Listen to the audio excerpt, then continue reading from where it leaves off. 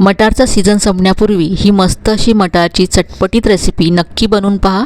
तर यासाठी मी 1 वाटी इथे मटारचे दाणे घेतलेत, स्वच्छ धुवून घेतलेत। हे आपल्याला जाडसर असे वाटून घ्यायचे। तर इथे मी चॉपरमध्ये घालते।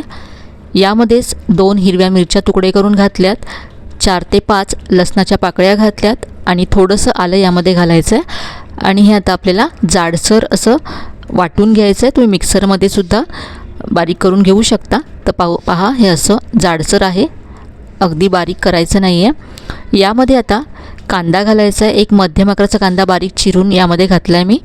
भरपूर बारीक चिरलेली कोथिंबीर घातली आहे। आलं, लसूण, हिरवी मिरची आपण वाटतानाच घातलं होतं, त्यामुळे आता इथे फक्त मी कांदा आणि कोथिंबीर घातले। याबरोबरच चवीप्रमाणे मीठ घालायचं आहे। अर्धा चमचा धनेजिरे पूड घातले, पाव चमचा हळद घातली, चवीप्रमाणे थोडंसं इथे लाल तिखट घातलं आहे, कारण यामध्ये आपण हिरव्या मिरच्यासुद्धा घातल्यात, त्यामुळे तिखट तुमच्या चवीप्रमाणे कमी जास्त करा। इथे आता मी अर्धी वाटी बेसन घेतलं आहे, त्यातलं थोडंसं इथे मी शिल्लक ठेवलं आहे, लागलं तर आपण नंतर घालू। याबरोबरच यामध्ये 2 चमचे तांदळाचं पीठ घालायचं आहे, यामुळे रेसिपी कुरकुरीत व्हायला मदत होईल।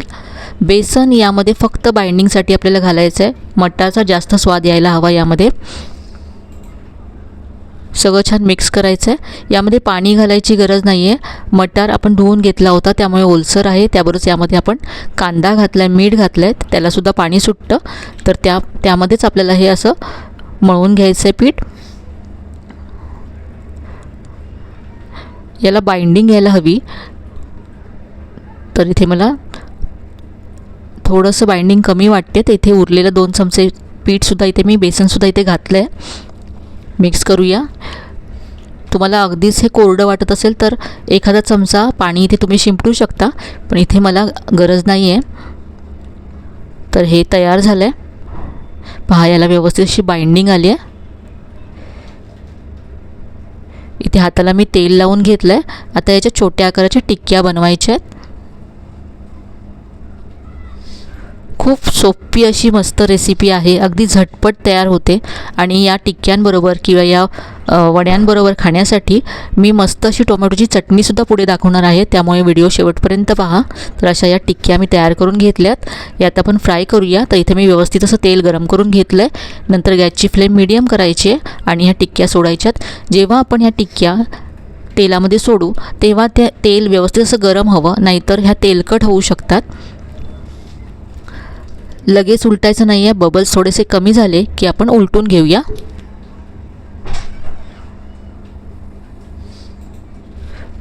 जर घरी मटार असेल तर तुम्ही लगेच या टिक्क्या बनवू शकता, कारण यामध्ये सगळं साहित्य आपण घरी असलेलंच वापरलेलं आहे। तर पहा मस्त असा गोल्डन ब्राऊन रंग आला या टिक्क्यांना। काढून घेऊया आणि खूप छान क्रिस्पी झाल्यात। तर अशाच पद्धतीने उरलेल्या टिक्क्या किंवा वडेसुद्धा मी फ्राय करून घेते।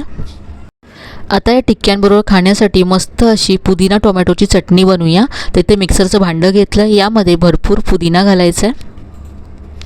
यानंतर थोडीशी कोथिंबीर घातली आहे, 3 ते 4 पाकळ्या लसूण घातले, 1 हिरवी मिरची घातली, यानंतर 1 टोमॅटो घातला आहे, चवीप्रमाणे मीठ घातलं, अर्धा चमचा जिरं घातलं आणि इथे अर्धा चमचा मी आमचूर पावडर घातली आहे। आमचूर पावडर नसेल तर लिंबाचा रस घालू शकता 1 चमचा, आणि पाणी न घालताच ही चटणी मी वाटून घेतली आहे। तर मस्त अशी ही चटपटीत आपली टोमॅटो पुदिन्याची चटणी तयार झाली आहे। आणि इथे आपले हे पहा हे वडे किंवा टिक्क्यासुद्धा तयार आहेत। याबरोबर मी मिरच्यासुद्धा फ्राय केल्यात। तर मटारच्या ह्या टिक्क्या चवीला खूप छान लागतात, अगदी झटपट तयार होतात। इथे मी तुम्हाला एक तोडून दाखवते, अजिबात तेलकट नाही आहेत या, आतपर्यंत मस्त अशा फ्राय झाल्यात आणि क्रिस्पी झाल्यात। आणि आपण जी चटणी बनवली या वेगळ्या चटणीबरोबर अगदी मस्त लागतात ह्या टिक्क्या। तर मटारचा सीझन संपण्यापूर्वी ह्या मस्त अशा मटारच्या टिक्क्या एकदा तरी तुम्ही नक्की बनवून पहा। दिसायला जितक्या छान दिसत आहेत, चवीला सुद्धा तितक्याच मस्त लागतात। तर आजची ही झटपट होणारी चटपटीत रेसिपी तुम्हाला नक्कीच आवडली असेल। रेसिपी कशी वाटली कमेंटमध्ये कळवायला विसरू नका। रेसिपी आवडली असेल तर व्हिडिओला लाईक करा, शेअर करा। चॅनलला अजून सबस्क्राईब केलं नसेल तर नक्की सबस्क्राईब करा। चला तर मग पुन्हा भेटूया अशा छान छान आणि नवीन नवीन रेसिपीसह. तोपर्यंत धन्यवाद.